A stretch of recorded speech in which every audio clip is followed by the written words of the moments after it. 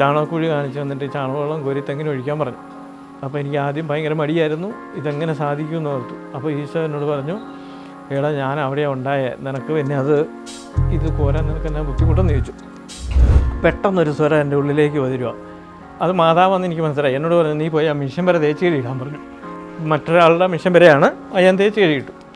തിരിച്ചു വന്നപ്പം ഞാൻ ഒരത്ഭുതം കണ്ടു. നമ്മുടെ നാടൻ ഭാഷയിൽ ഈശോ എന്നോട് സംസാരിക്കുന്നത്. എന്നോട് പറഞ്ഞു, എടാ കൊച്ചിൻ്റെ ഹാർട്ടിൻ്റെ പൊത്തി ഞാൻ അടച്ചെന്നങ്ങ് പറഞ്ഞേക്കാൻ പറഞ്ഞു.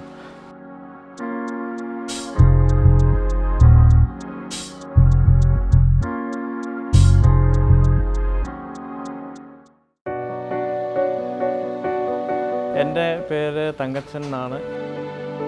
ഭാര്യയും 2 മക്കളുമുണ്ട്. സ്വദേശം ചെമ്പന്തൊട്ടിയാണ്, ചേപ്പറമ്പ് ഇടവാംഗം. മോളെ BSc നഴ്സിംഗ് കഴിഞ്ഞ് അവിടുന്ന് ഇപ്പം വിവാഹം കഴിച്ചു. അവൾ സൗദി ജോലി ചെയ്യുന്നു. അവളുടെ ഭർത്താവും സൗദി ജോലി ചെയ്യുന്നുണ്ട്. എൻ്റെ മോനും ഡിഗ്രി കഴിഞ്ഞ് BCom കഴിഞ്ഞു. ഒരു ചെറിയ ജോലിയായിട്ട് അവനും ഇങ്ങനെ പോകുന്നുണ്ട്. വൈഫ് സൺഡേ സ്കൂൾ അധ്യാപികയായിട്ട് ശുശ്രൂഷ ചെയ്യുന്നുണ്ട്. ഞാൻ ചെമ്പന്തൊട്ടി ടൗണിൽ തന്നെ ഒരു ഉണക്കമീൻ കട ആയിരുന്നു നടത്തിക്കൊണ്ടിരുന്നത്. 12 വർഷം കച്ചവടം ചെയ്ത് പൊട്ടി തകർന്നിട്ട് മുന്നോട്ട് പോകുന്ന ഒരു ഭാഗ്യവാൻ തന്നെയാണ് ഞാൻ. അങ്ങനെ ഞാൻ പറയാൻ ആഗ്രഹിക്കുന്നത്.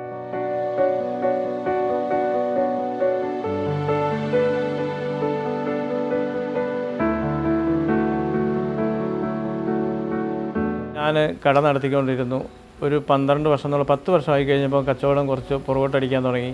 ഒരു മാർഗ്ഗവും ഇല്ലാത്ത അവസ്ഥ വന്നു. പിന്നെ തീർത്തും പരാജയത്തിലേക്ക് പോന്നു. കടയടച്ച് രാത്രി വീട്ടിൽ പോകുമ്പോൾ താക്കോല് മാത്രമായിട്ട് പോയ ദിവസങ്ങളുണ്ടായിരുന്നു. സങ്കടമുണ്ടായിരുന്നു. പക്ഷെ എന്നാലും ഞാൻ ഇങ്ങനെ പിടിച്ചു നിൽക്കുകയായിരുന്നു. എൻ്റെ കടയിൽ മാതാവിൻ്റെ രൂപം, ഈശോയുടെ രൂപമുണ്ട്. അപ്പോൾ ഞാൻ മാതാവിൻ്റെ രൂപത്തെ നോക്കിക്കൊണ്ട്, അമ്മേ മാതാവേ, ഞാൻ ഒത്തിരി തകർന്നു, ഇനി മുന്നോട്ട് പോകാൻ എനിക്ക് മാർഗ്ഗം കാണുന്നില്ല. ഞാൻ 1 വർഷമായിട്ട് എൻ്റെ ഉച്ചയ്ക്ക് കടയിലിരുന്ന് ചെല്ലിയ ജപമാലയെ മുൻനിർത്തി ഞാൻ ചോദിക്കുക, ഞാൻ എന്ത് ചെയ്യണം, ഇനി ഒരു വാക്ക് പറഞ്ഞാൽ മതി, ഞാൻ അതുപോലെ കേട്ടോളാം എന്ന് പറഞ്ഞു. അപ്പോൾ ആ സ്പോട്ടിൽ തന്നെ മാതാവ് എന്നോട് ആദ്യമായിട്ട് സംസാരിക്കുക. മാതാവ് പറഞ്ഞു, നീ പോയി വചനം കേൾക്കുക എന്ന് പറഞ്ഞു. അപ്പോൾ എനിക്ക് ആദ്യം ഒന്നും മനസ്സിലായില്ല. ഞാൻ അതിനെക്കുറിച്ച് വളരെയധികം ചിന്തിച്ചു. അപ്പം എവിടെയോ പോയി ഒരു ധ്യാനം കൂടാനാണ് പറയുന്നതെന്ന് എനിക്ക് മനസ്സിലായി. അങ്ങനെ ഞാൻ പട്ടാരം ധ്യാന കേന്ദ്രത്തിലേക്ക് പിറ്റേ ആഴ്ച തന്നെ ധ്യാനത്തിന് കടന്നു ചെല്ലുന്നു. ആദ്യത്തെ ദിവസം എനിക്കൊന്നും മനസ്സിലാകുന്നില്ല, 2ാമത്തെ ദിവസവും മനസ്സിലാകുന്നില്ല. ഞാനാകെ ടെൻഷനിലായിരുന്നു. അപ്പോൾ ഞാൻ ക്ലാസ് നടക്കുമ്പോൾ ഞാൻ ഈശോയോട് പറയുമായിരുന്നു, ഈശോയെ, ഞാൻ വന്നത് വെറുതെ ആയി പോകരുത്, എന്തെങ്കിലും ഒരു അനുഗ്രഹം, ഒരു കച്ചിത്തുരുമ്പിന് വേണ്ടിയിട്ടാണ് വന്നത്, ഇവിടുന്ന് എന്നെ തൊടാതെ ഞാൻ പോവുകയില്ല. അങ്ങനെ ഇങ്ങനെ പറഞ്ഞ് ഇരിക്കുമ്പോൾ ഒരച്ഛൻ്റെ ടോക്കായിരുന്നു. ആ അച്ഛൻ്റെ ടോക്ക് ഇങ്ങനെ പറഞ്ഞു, 12 വർഷം രക്തസ്രാവം ഉണ്ടായിരുന്ന സ്ത്രീക്ക് സൗഖ്യം കൊടുത്ത ഭാഗമാണ് വായിച്ചു പോയത്. അപ്പം ഞാനും ഇങ്ങനെ ചിന്തിച്ചു, 12 വർഷം കച്ചവടം ചെയ്ത ഞാനും എന്തോ ഇതിനകത്തൊരു ബന്ധമുണ്ട്. അപ്പം ഞാൻ എൻ്റെ ചാച്ചനോട് 12 വർഷമായിട്ട് മിണ്ടാതെ നടക്കുന്ന ഒരാളായിരുന്നു. ഞാൻ ചെയ്യാത്ത തെറ്റിന് എന്നെ തെറ്റുകാരനാക്കി ചിത്രീകരിച്ചപ്പോൾ എനിക്കത് സഹിക്കാൻ പറ്റിയില്ല. അങ്ങനെ ഞാനിത് ഇങ്ങനെ കൊണ്ടു നടക്കുമായിരുന്നു, ആരോടും പുറത്ത് പറയാതെ. പക്ഷേ ഈ ധ്യാനത്തിൽ സംബന്ധിച്ചുകൊണ്ടിരിക്കുമ്പോൾ ഈ 12 വർഷം കണ്ടപ്പോൾ എനിക്കും തോന്നി, ഇതെന്തോ ഒരു മാറ്റം സംഭവിക്കാൻ പോവുക. അപ്പോൾ ഈശോ എന്നോട് പറയുന്ന പോലെ എനിക്ക് തോന്നി. അതുകൊണ്ട് ഞാൻ പറഞ്ഞു, ഈശോയെ, ഞാൻ ഇപ്പോൾ ഇവിടുന്ന് വാഗ്ദാനം ചെയ്യുകയാണ്, ധ്യാനം കഴിഞ്ഞ് വീട്ടിൽ ചെന്ന് കഴിഞ്ഞാൽ അന്നേരെ അപ്പൻ്റെ കാല് പിടിച്ച് മാപ്പ് പറയും, എന്നിട്ട് മാത്രമേ അടുത്ത പരിപാടിയിലേക്ക് ഞാൻ പോവുള്ളൂ എന്ന് പറഞ്ഞു. അത്രയും പറഞ്ഞ പാടെ എനിക്ക് ഭയങ്കര അനുഭവമാകാൻ തുടങ്ങി. ധ്യാനം എന്നെപ്പറ്റിയാണ് പറയുന്നതെന്ന് എനിക്ക് തോന്നാൻ തുടങ്ങി.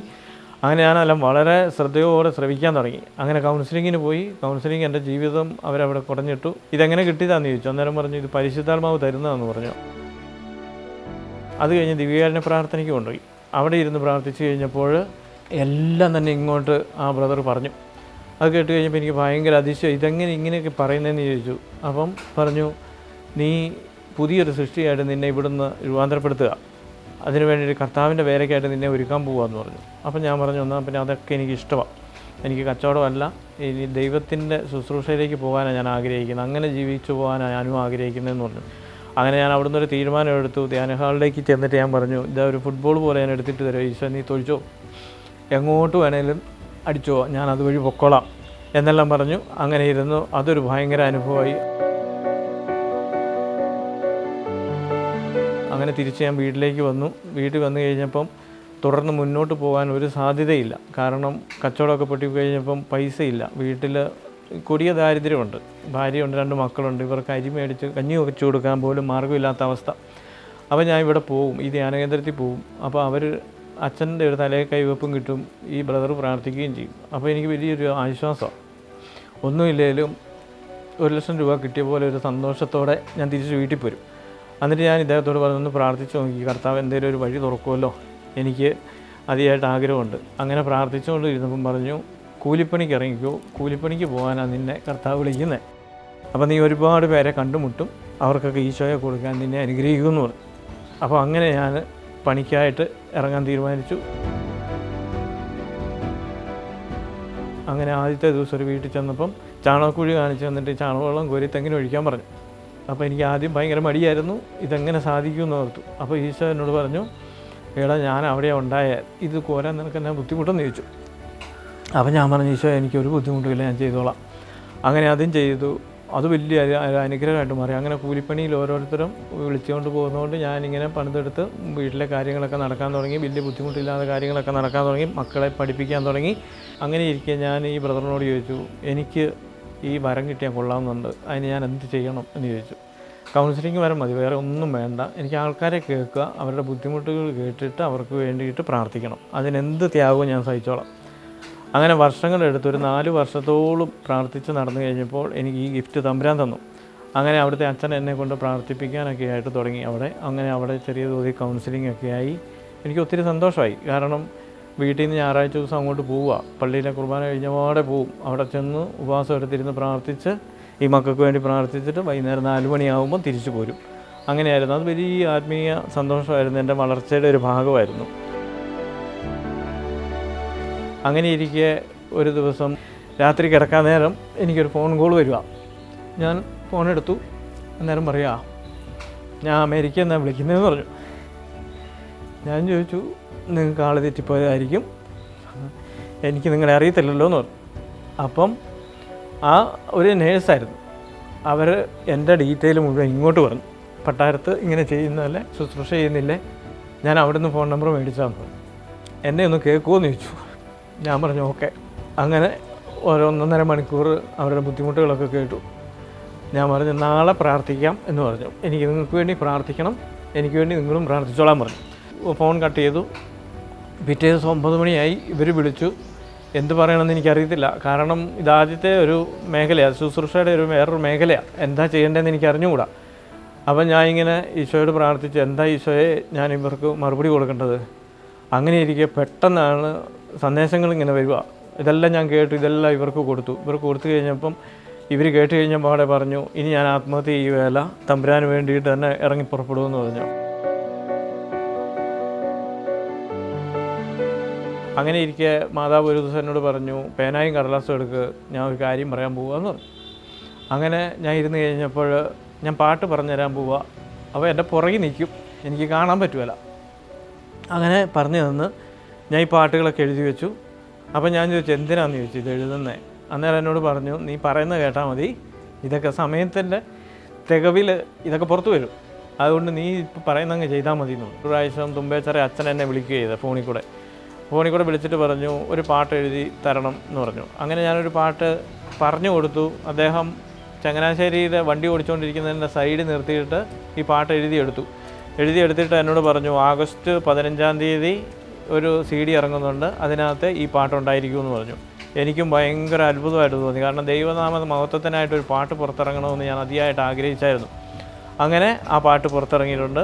അതൊരു വലിയ അനുഭവമാണ്. കാരണം എനിക്ക് അച്ഛനെ പരിചയമില്ല, പരിശുദ്ധാത്മാവിൻ്റെ ഇടപെടലായിരുന്നു. ഇടപെട്ട് കഴിഞ്ഞ പാടെ അച്ഛൻ വിളിക്കുന്നു, ഞാൻ പറയുന്നു, എഴുതിയെടുക്കുന്നു, അത് റെക്കോർഡ് ചെയ്യുന്നു. എത്ര പെട്ടെന്ന് ഒരു ജൂലൈ മാസത്തിലാണ് കൊടുക്കുന്നത്, ഓഗസ്റ്റ് മാസത്തിൽ ആ പാട്ട് പുറത്തിറങ്ങുകയും ചെയ്തു.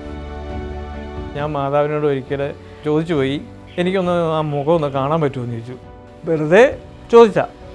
അങ്ങനെ ഇരിക്കുന്ന സമയത്താണ് പെട്ടെന്നൊരു സ്വരം എൻ്റെ ഉള്ളിലേക്ക് വരിക. അത് മാതാവെന്ന് എനിക്ക് മനസ്സിലായി. എന്നോട് പറഞ്ഞു, നീ പോയി ആ മിഷൻ വരെ തേച്ച് കഴിയിടാൻ പറഞ്ഞു.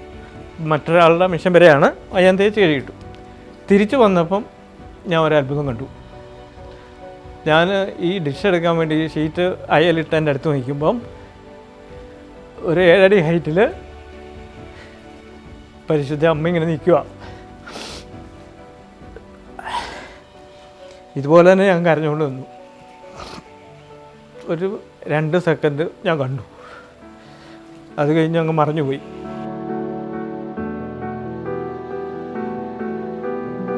ഈ കൗൺസിലിംഗ് വരവൊക്കെ കിട്ടിക്കഴിഞ്ഞ് കഴിഞ്ഞപ്പോൾ ഓരോരുത്തർക്ക് വേണ്ടി പ്രാർത്ഥിക്കുന്നു. അങ്ങനെ മുന്നോട്ട് പോയിക്കൊണ്ടിരിക്കുന്ന സമയത്ത് ഒരു ദിവസം ഒരു സഹോദരൻ എന്നെ വിളിച്ചിട്ട് പറഞ്ഞു, അവൻ്റെ ഭാര്യ MBBS പഠിക്കുക, ലാസ്റ്റ് ഇയർ 5 മാസം ഗർഭിണിയാണ്. അവർ സ്കാനിങ് നടത്തി കഴിഞ്ഞപ്പം കൊച്ചിന് ഹാർട്ടിന് വലിയൊരു ഹോളുണ്ട്, അതുകൊണ്ട് ഇത് മുന്നോട്ട് പോകാൻ പറ്റിയാൽ അബോർട്ട് ചെയ്ത് കളയണമെന്ന് പറഞ്ഞു. അപ്പോൾ ഈ പെങ്കൊച്ച് ആദ്യത്തെ കൊച്ചായതുകൊണ്ട് പറഞ്ഞു കളയല. ഡോക്ടർ നിരന്തരം ഇവളോട് പറഞ്ഞു കളഞ്ഞേ മതിയാവുള്ളൂ, അല്ലെ നീയും മരിച്ചു പോകുമെന്ന് പറഞ്ഞു. അങ്ങനെ ഇരിക്കെ ഇവളുടെ ഭർത്താവ് എന്നെ ഫോണിൽ വിളിച്ചു ഒരു ദിവസം. 1 മണിക്കൂറോളം ഞങ്ങൾ തമ്മിൽ പ്രാർത്ഥിച്ചു. 1 മണിക്കൂറായിട്ട് ഈശോ ഒരു സന്ദേശവും തന്നില്ല. അപ്പം ഞാൻ പറഞ്ഞു, ഈശോയെ ഈ കൊച്ചിന് ഒരു മറുപടി കൊടുക്കണം, കൊടുത്തേ മതിയാവുള്ളൂ, അതുപോലെ വിഷമിക്കുന്നുണ്ടെന്ന് പറഞ്ഞു. അങ്ങനെ ഞാൻ പറഞ്ഞു അവരോട് ഫോണിൽ സ്തുതിക്കാൻ പറഞ്ഞു. സ്തുതിപ്പിൻ്റെ മധ്യേ ദൈവം ഇറങ്ങുമെന്ന് പറഞ്ഞു. അങ്ങനെ 2 പേരും സ്തുതിച്ചുകൊണ്ടിരിക്കുമ്പോൾ കർത്താവിൻ്റെ ഒരു സ്വരം എൻ്റെ ഉള്ളിലിങ്ങനെ പറഞ്ഞു, നമ്മുടെ നാടൻ ഭാഷയിൽ ഈശോ എന്നോട് സംസാരിക്കുന്നത്. എന്നോട് പറഞ്ഞു, എടാ കൊച്ചിൻ്റെ ഹാർട്ടിൻ്റെ പൊത്തി ഞാൻ അടച്ചെന്നങ്ങ് പറഞ്ഞേക്കാൻ പറഞ്ഞു. ഞാൻ ഈ കാര്യം അതുപോലെ അങ്ങ് പറഞ്ഞു. എന്നിട്ട് പറഞ്ഞു, ഒരാഴ്ച വെയിറ്റ് ചെയ്യണം, ഇതേ ഡോക്ടറെ അടുത്ത് പോകണം, പോയിട്ട് ഒന്നുകൂടെ സ്കാൻ ചെയ്യണം എന്ന് പറഞ്ഞു. അത് സ്ഥിരീകരിക്കാൻ വേണ്ടിയിട്ട് അങ്ങനെ ചെയ്യണമെന്ന് പറഞ്ഞു. അപ്പം ഈ മോള് പോയി. അവിടെ ചെന്നപ്പോൾ ഡോക്ടർ പറഞ്ഞു, നിന്നോടല്ലായിരുന്നോ ഇത് അബോർട്ട് ചെയ്യണമെന്ന് പറഞ്ഞാൽ, നീ ഇതും പറഞ്ഞുകൊണ്ടാണോ വരുന്നതെന്ന് ചോദിച്ചു. അന്നേരം പറഞ്ഞു, ഇവൾ പറഞ്ഞു, ഞാൻ ഒരു പ്രാർത്ഥന നടത്തി, എൻ്റെ ശരീരത്തിൽ എന്തോ ഒരു അനുഭവം ഉണ്ടായിട്ടുണ്ട്, അതുകൊണ്ട് ഒന്നുകൂടെ അനുവദിക്കണം എന്ന് പറഞ്ഞു. അങ്ങനെ പോയി സ്കാനിങ് നടത്തി. സ്കാനിങ്ങിന് റിപ്പോർട്ട് കണ്ടപ്പോൾ ഡോക്ടർ ഞെട്ടിപ്പോയി. ഇതെങ്ങനെ സംഭവിച്ചു എന്ന് ചോദിച്ചു. ആ ഹോള് ഇല്ല, അതങ്ങ് മായ്ച്ച് കളഞ്ഞു. അങ്ങനെ അത് മുന്നോട്ട് പോയി. ഒരു സുഖപ്രസവത്തിലൂടെ നല്ലൊരു ആൺകുച്ചനെ അവർക്ക് കൊടുത്തു. പരിശുദ്ധാത്മാവിനെ നമ്മൾ അംഗീകരിക്കുക, പരിശുദ്ധാത്മാവ് പറയുന്നത് പോലെ പ്രവർത്തിക്കുക, ഒന്ന് താഴ്ന്നു കൊടുക്കുക, താഴ്ന്നു കൊടുക്കേണ്ടിടത്ത്. അപ്പോൾ ആത്മാവ് നമുക്ക് കാര്യങ്ങൾ വെളിപ്പെടുത്തി തരും. അപ്പോൾ അനുസരിക്കാൻ തയ്യാറായാൽ നീ ദൈവമഹത്വം ദർശിക്കുമെന്ന് കർത്താവ് പറഞ്ഞിട്ടില്ലേ? അതേപോലെ പരിശുദ്ധാത്മാവ് നമ്മളെ നയിക്കും. നമ്മുടെ എല്ലാ ശുശ്രൂഷ മേലിലും നമ്മൾ ഒന്ന് താഴ്ന്നു കൊടുത്തു കഴിഞ്ഞാൽ, അല്ലെങ്കിൽ എളിമപ്പെടാൻ തയ്യാറായി കഴിഞ്ഞാൽ, ഈശോയുടെ ആത്മാവ് നമ്മളിലെ ഓരോ പ്രവർത്തന മേഖലകളിലും വളരെ ഭംഗിയായിട്ടും വൃത്തിയായിട്ടും കൊണ്ടു നടക്കാനായിട്ടുള്ള കൃപ നൽകും. വിശുദ്ധ കുർബാനയുമായി ബന്ധപ്പെട്ട വീഡിയോകൾ നിങ്ങൾക്ക് ലഭിക്കാൻ ഈ ചാനൽ സബ്സ്ക്രൈബ് ചെയ്യുക.